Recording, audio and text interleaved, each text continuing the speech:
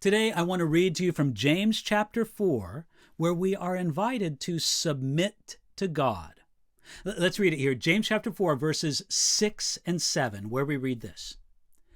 But he gives more grace. Therefore, he says, God resists the proud, but gives grace to the humble. Therefore, submit to God, resist the devil, and he will flee from you. We've been looking at this passage piece by piece. First, that he gives more grace. Then, God resists the proud. But now, take a look at this. He gives grace to the humble. For the next phrase, the final phrase, look at this line. Therefore, submit to God.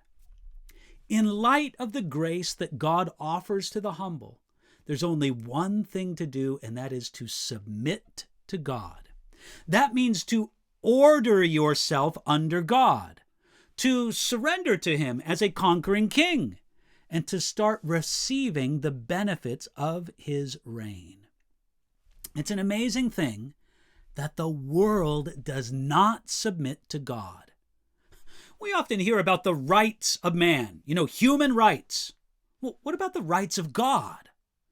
Charles Spurgeon said that the rights of God are the first, highest, surest, and most solemn rights in the universe, and they lie at the base of all other rights.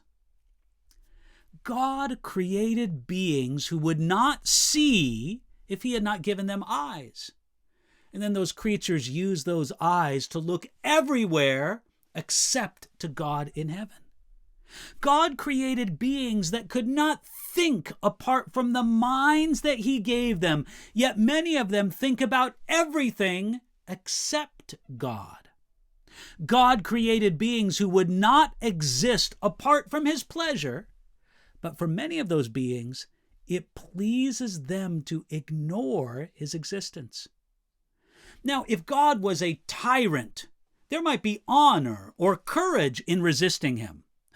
But since he is a loving, giving Father, it is only dishonor and ingratitude to rebel against the Lord. Instead, Charles Spurgeon suggested reasons why we should submit to God. We should submit to God because he created us. We should submit to God because his rule is good for us. We should submit to God because all resistance to him is futile.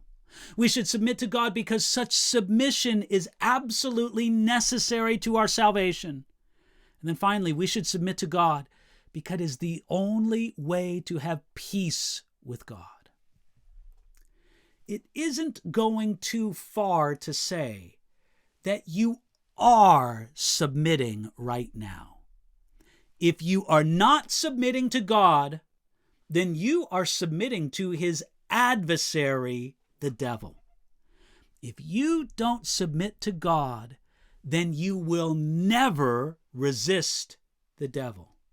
Hey, every man and every woman who walks this earth has a master. Choose your master wisely. Submit yourself to God today.